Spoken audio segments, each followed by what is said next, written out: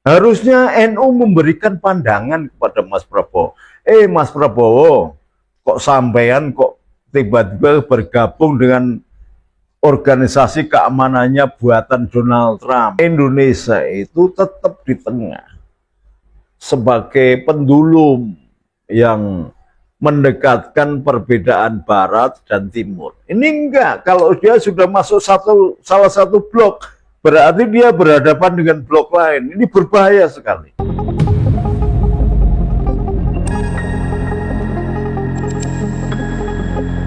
Ke depan itu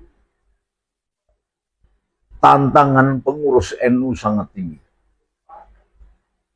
Politik bebas aktif, politik luar negeri Indonesia yang bernama bebas aktif, itu lahir dari rahim NU. Ketika Kiai Wahab Masbullah ditunjuk menjadi ketua komite Hejaz untuk menyelamatkan makam Nabi di Madinah.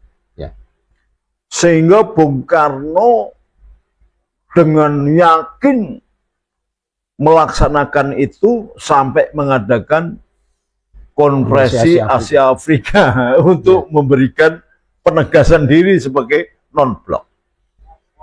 NU bagaimana bisa mengontrol presiden, NU bagaimana bisa mengontrol eksekutif, NU bagaimana bisa memberikan nasihat kepada MPR dan yudikatif. Nggak mungkin. Sekarang ini melihat langkah yang dilakukan presiden saja, tidak ada pernyataan resmi dari Nahdlatul Ulama sebagai organisasi Islam ala ahlu sunnah wal jamaah terbesar di dunia. Tidak ada kritik sosial. Tidak ada kritik sama sekali. NU itu jamaahnya dan jamiahnya digabung itu lebih besar dari jumlah penduduk Arab Saudi, ditambah penduduk Uni Emirat Arab, ditambah penduduk Kuwait, Irak, Iran, Yordan, Aljazair, bahkan Mesir dan Yordania. Jadi kalau NU itu di Arab sana itu bisa jadi 10 negara ini. Nah, kalau dipimpin oleh orang yang tidak peka, tidak mampu menyerap bahasa batin orang yang dipimpin, akhirnya jadi gendon. Gendon itu ular yang di anu itu, gatuk nggak pernah jalan nih. Harusnya NU memberikan pandangan kepada Mas Prabowo. Mas Prabowo, kok sampean kok tiba-tiba bergabung dengan organisasi keamanannya buatan Donald Trump. Donald Trump itu selama ini menyerang negara Islam, wabil khusus Iran dan Irak. Lebih dari itu adalah menjadikan negara-negara Islam di Arab sana sebagai boneka dan mengadu domba nggak karu-karuan. Kok Mas Prabowo kemudian malah bayar 17 triliun untuk bisa dianggap sebagai anggota keamanannya. Ini kan bertentangan, saya tidak mengatakan mengkhianati ya. Ini bertentangan sekali dengan amanat penderitaan rakyat yang sudah dimunculkan oleh Khadartus Hasyim Asy'ari dengan teori, dengan politik luar negeri bebas aktif, dan tetap mengelola dunia ini mencoba untuk mencapai perdamaian dunia tanpa berpihak salah satu blok. Makanya disebut non-blok. Nah, harusnya Indonesia itu tetap di tengah sebagai pendulum yang mendekatkan perbedaan Barat dan Timur. Ini enggak, kalau dia sudah masuk salah satu blok, berarti dia berhadapan dengan blok lain. Ini berbahaya sekali. Nah, NU harusnya memberikan pandangan-pandangan itu ketika dulu dilakukan oleh Khadartus Hasyim Asy'ari, Kiai Wahab Masbullah, Kiai Samsuri terhadap Soekarno. Soekarno dulu ketika menghadapi nikah sebagai penjajah Indonesia yang numpang tentara sekutu setelah dia menjadi perwakilannya VOC dan Belanda. Bung Karno datang ke Hadratus Syekh Hasyim. Bagaimana Kiai? Kami tidak punya pasukan. Apa bisa pondok-pondok disemangati dengan jihad? Oh bisa. Lalu ditunjuklah Kiai Abbas Buntet sebagai pahlawan. Kemudian Kiai Munasir Ali sebagai komandan barisannya. Apa yang terjadi? Jenderal Malabi yang pernah memenangkan Perang Dunia Kedua, mengalahkan Uni Soviet, mengalahkan Jepang, bisa ditangkal oleh anak-anak pondok pesantren.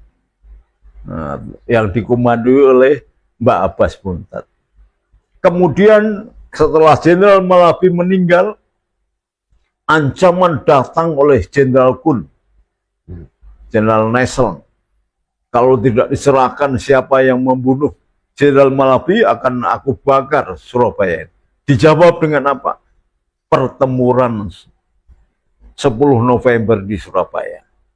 TNI belum ada, polisi belum ada, masih belum ada papanya. Komandannya kolonel-kolonel itu dari kiai-kiai pondok semua. Tetapi ya gitu, NU itu setelah menang perang, mengalahkan 2 jenderal pemenang perang dunia, kembali lagi ke pondok. Itu keikhlasan para ulama.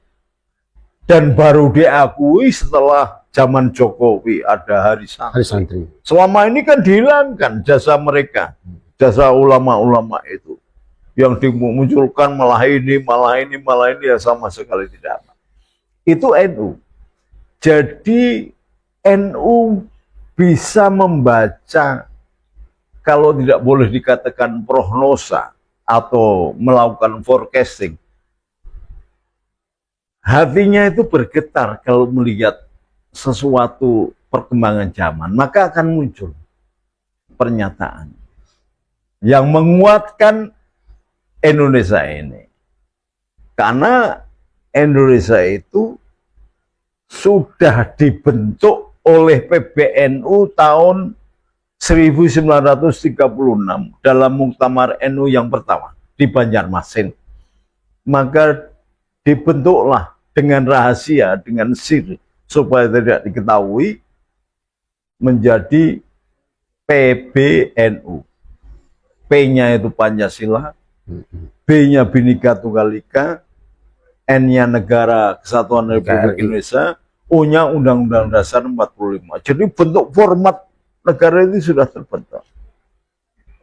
Nah sekarang kok tiba-tiba bukan absen lagi PBNU ini. Sama sekali kok apa nggak peduli, apa nggak paham. Saya kalau mengatakan pengurus PBNU nggak paham ya kebangetan lah. Mereka doktor-doktor atau kiai-kiai. Tapi melihat begini, membiarkan begini, kemudian membiarkan sesuatu yang tidak jelas, kan berbahaya.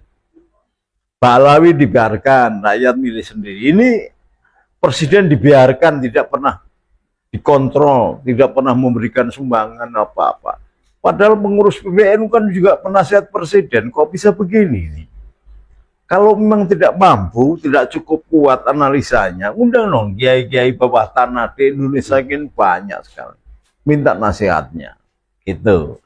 Sehingga NU tidak berdosa ketika presidennya agak sedikit nyulayani adat. Saya mengatakan nyeleweng, nyulayani adat kebiasaan sistem politik yang ada di Indonesia. Nah kalau sekarang NU bertanggung jawab karena sama sekali tidak elek-elek. Kalau sudah elek-elek nggak masalah.